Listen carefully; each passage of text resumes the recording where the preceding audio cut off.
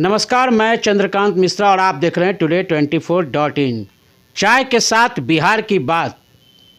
जी हाँ, चाय के साथ बिहार की बात में एक बार फिर से आपके साथ में मौजूद हूँ। आज हमारे साथ में चाय का साथ देने के लिए कुमार विजय सर मौजूद हैं। सर, स्वागत है आपका। धन्यवाद आपको, आपके चैनल को भी धन्यवाद।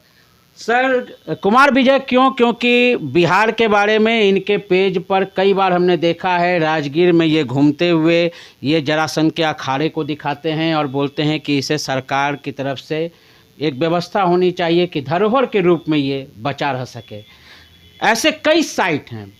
तो पहले तो सर से जानना चाहेंगे कि सर, बिहार क्या है?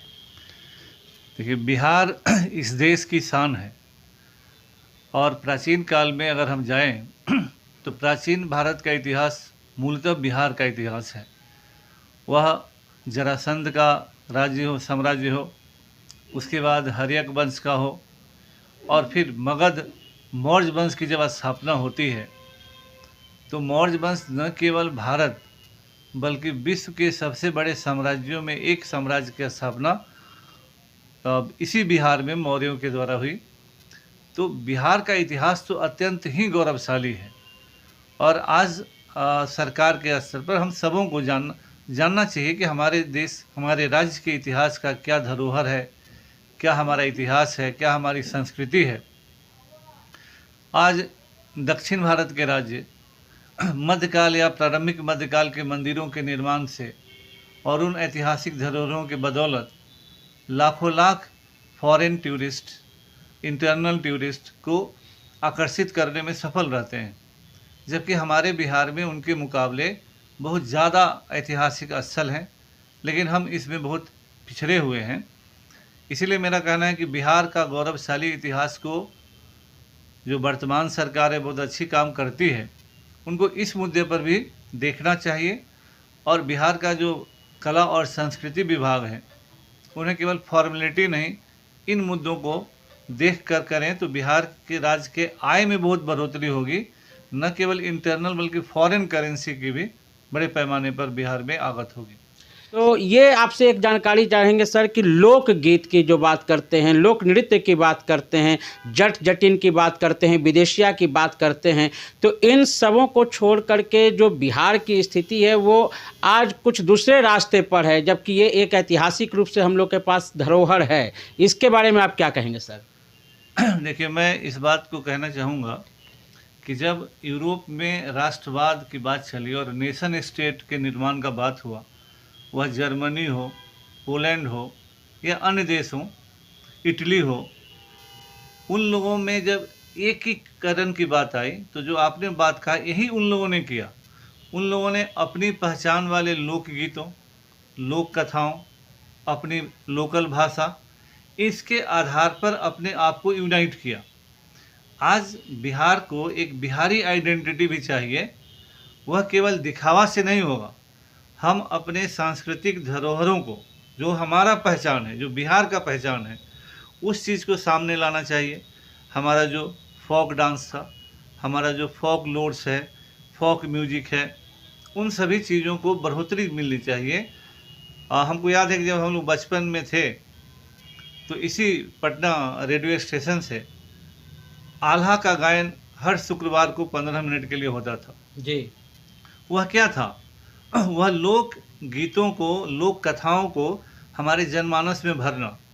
आखिर में हम क्यों अपने पूर्वजों को याद करते हैं?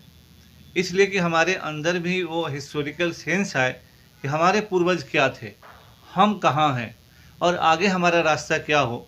तो इतिहास एक रास्ता देता है, वर्तमान में आपको बताएगा और फ्यूचर का एक रास्ता देता है कि आपको जाना किधर है।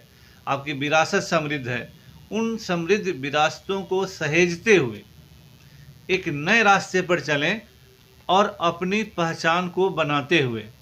अगर हम अपनी पहचान ही नहीं बना पाएंगे तो फिर हमारा अपना लोकल जो प्राइड है, बिहारपना जो है, वो फिर कहीं खो जाएगा और अश्लील भोजपुरी गानों में या इस तरह के प्रदर्शन जो हो रहे हैं वही क्या बिहार की पहचान होगी। हमारी सरकार को, और एक कला संस्कृति विभाग बना हुआ है सरकार का, उन लोगों को इन मुद्दों पर काम करना चाहिए बहुत सीरियसली। भिखारी ठाकुर हुए, हमारे यहाँ और भी बहुत सारे, नागार्जुन हुए, महेंद्र मिश्र हुए, विद्यापति हुए। जी जी। इन परंपराओं को जिंदा करने का है ना, और उसको लोगों के सामने लाने की ज़रूरत है। तभी जाकर फिर हमारे बिहार की अपनी पहचान, एक गौरव, एक सम्मान मिलेगा। सर को हम यहाँ पे थोड़ा सा ज़रूर एक बात कहना चाहेंगे कि चूँकि सर जब भी बात करते हैं तो अभिभावक तुल्य हैं, इसलिए वो बात इनमें समझ में आ जाती है, हम लोगों को भी प्रभाव। लेकिन सर हम चाहेंगे कि चूँकि प्रोग्राम जो है वो चाय के साथ बिहार की बात है, तो इसका अपमान न करके घूट घूट लेते रहा जाए तो ज़्यादा अच्छा रहेगा। सर एक और सवाल सर उठता है, खास करके आजकल के युवाओं में एक बहुत ही पंच लाइन जो यूज करते हैं लड़के, एक बिहारी 100 पे भारी, क्या ये बोलना पड़ेगा? ये बोलने की जरूरत नहीं थी।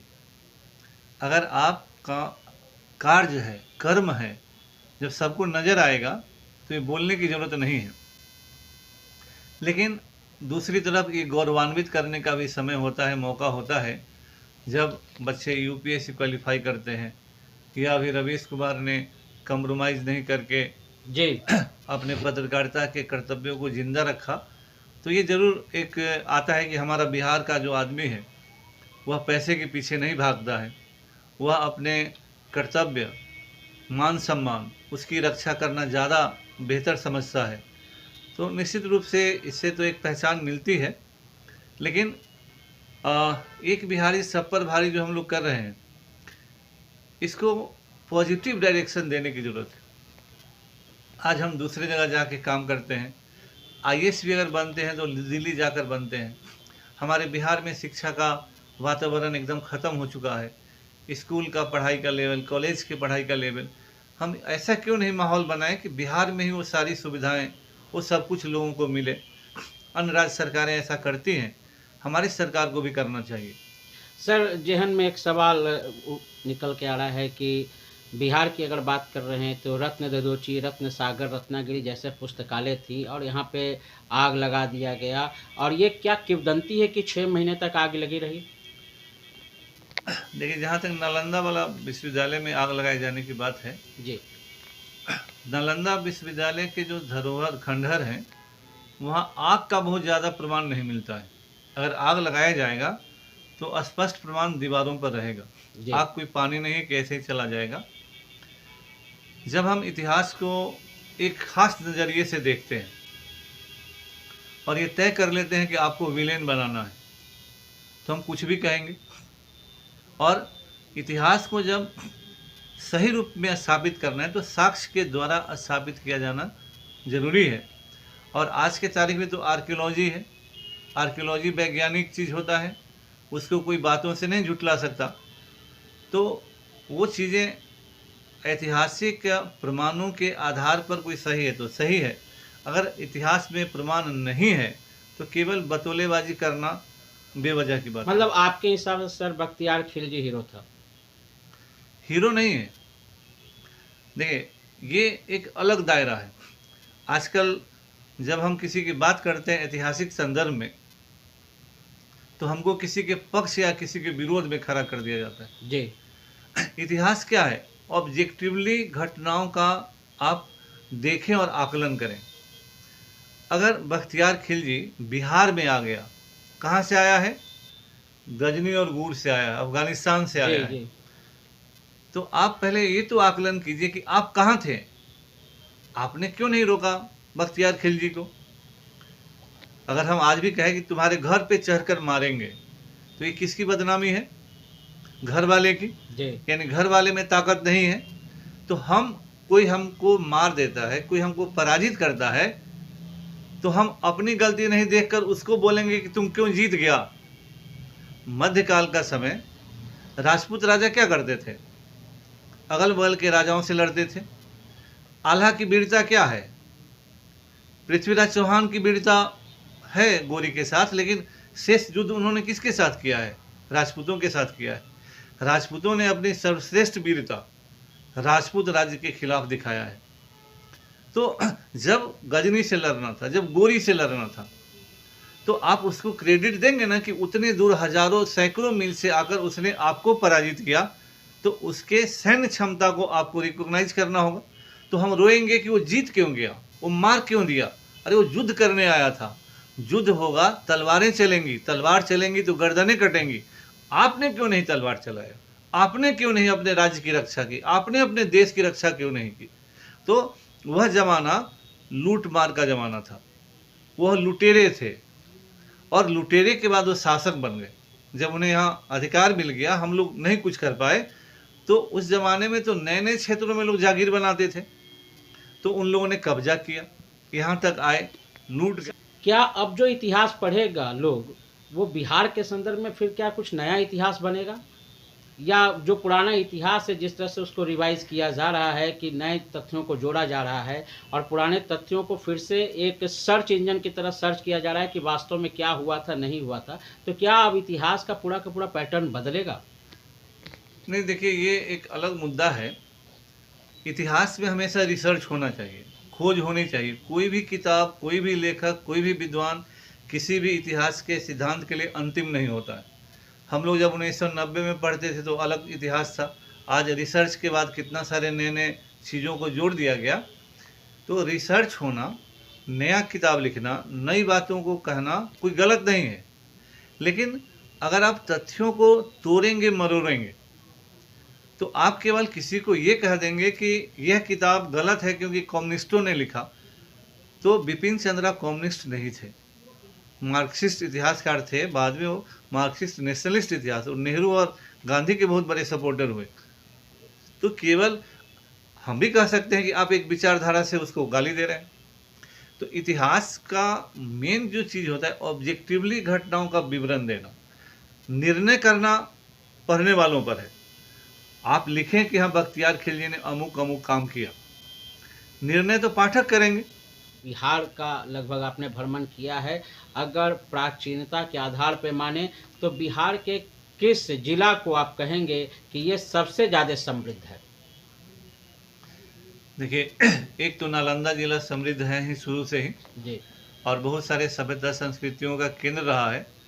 और नीतीश कुमार जी ने, मैं गया था, बहुत सारे जगहों पर घूमा हूँ, लेकिन और भी डेवलप करने की ज़रूरत है। लेकिन एक हिस्टोरिकल सेंस होना चाहिए। ये जो केवल हम इवेंट मैनेजमेंट करते हैं, तो इतिहासकारों को या वैसे लोगों को उसमें शामिल करके आप उन चीज़ों को रेस्टोर कीजिए विथ हिस्टोरिकल सेंस, तो वो दोनों चीज़ मेंटेन हो जाएगा। अब जो बिम्बिसार का जेल है वो ऐसी मतलब ऐसे बिना रख रखाव के है, या जरासंध का अखाड़ा है, और मैं तो कहूँगा कि पटना है। जैसे नीतीश जी ने म्यूजियम बनाया, मैं बिहार सरकार को आपके माध्यम से एक बहुत अच्छा, मैं मेरे मन में शुरू से रहा, बार बार कहता हूँ कि आप मेगास्तीनिज और फाहियान के दिए गए विवरण के अनुसार जब भी मौर्यों के महल का रेप्लिका बना दीजिएगा, यह देश का सबसे बड़ा आकर्षण का केंद्र हो जाएगा। सब लोगों ने वर्णन किया है किस तरह था, बहुत सारा काम हो रहा है। और उसके बाद चाणक्य का गुफा है जी, पटना सिटी में। फिर पटना सिटी में जो मौर्यों के अन्य स्थल हैं उनको रिवाइव कीजिए। मध्यकालीन बहुत सारे ऐसे स्थल हैं जिनको रिवाइव कीजिए, उनको रेस्टोर कीजिए, उनको भ्रमणशील बनाइए। बिहार में ऐसे अनेकों ऐतिहासिक स्थान हैं, अगर बिहार के कला और संस्कृति विभाग उस पर थोड़ा सा ध्यान दे दे तो बिहार सरकार के आय में तो बढ़ोतरी होगी ही, बिहार का नाम और भी ज़्यादा होगा। दरभंगा है, वैशाली है, फिर आपको चंपारण का एरिया है, गांधी जी का एरिया है, उस सब चीज़ों को डेवलप करने की ज़रूरत है। तब जाके हमारे बिहार का भी गौरव बढ़ेगा और लोगों में भी हिस्टोरिकल सेंस आएगा।